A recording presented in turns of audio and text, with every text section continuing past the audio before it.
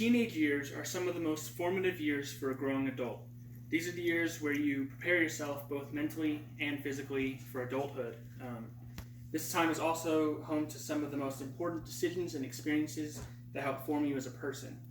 With this crucial development taking place, a person may experience a lot of struggle keeping their mental health in check. With mental health problems in teenagers on the rise, this problem presents a risk for both their lives and their futures. By recognizing the early symptoms involved with the poor mental health, learning the long-term effects of not checking your mental health, and utilizing certain healing techniques, mental health problems are curable. In order to truly recognize the importance of maintaining a healthy mental health, one must understand the widespread and deeply affecting problems associated with it. The U.S. Department of Health and Human Services conducted a study that showed that 1 in 5 adolescents had a serious mental health disorder at some point in their life. In another study, also by the U.S. Department of Health and Human Services, they found that half of all mental health disorders begin by age 14. With mental health problems affecting such a large population of teenagers, many of their lives are in danger, both presently and in their future.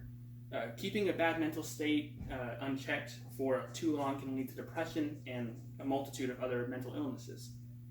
This can eventually lead to self-harm, suicide, and other harmful actions.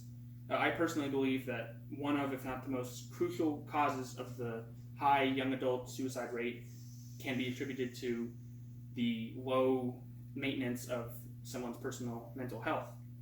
Now, what steps can someone take in order to prevent future mental health problems for themselves and maintain a strong mental health?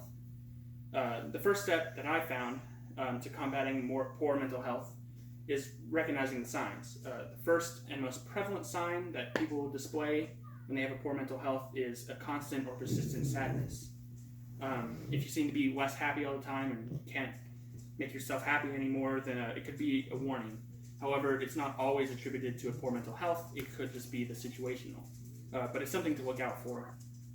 Look out for outbursts of anger, low energy, or a loss of appetite.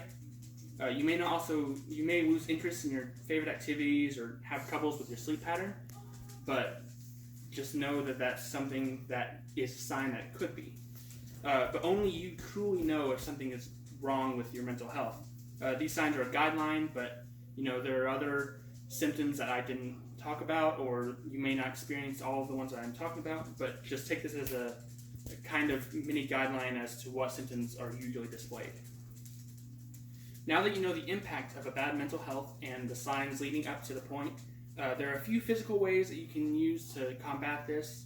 The first one that I suggest is having some meditative techniques, not just specifically meditating, but having a place that you can go that you can just release all your stresses and just think about the good things that's going on in your life, and having what you do that makes you happy.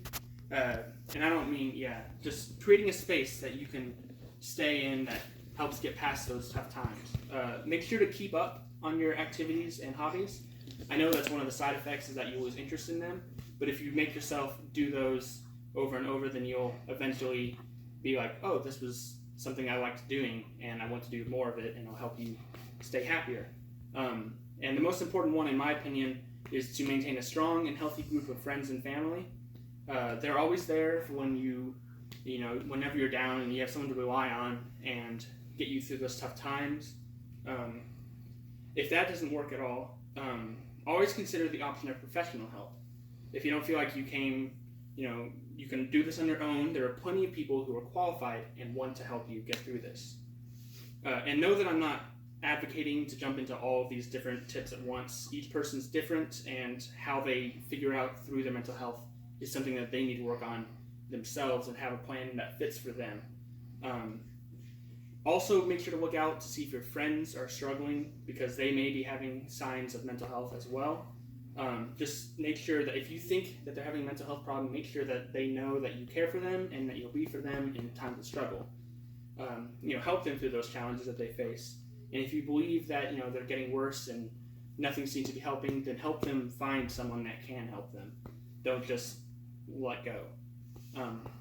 Mental health problems are not a minor inconvenience. They are serious issues that need to be resolved as soon as possible, before they get worse. Seeking help through friends and professionals during moments of mental health problems helps to prevent more serious illnesses from affecting you later in life.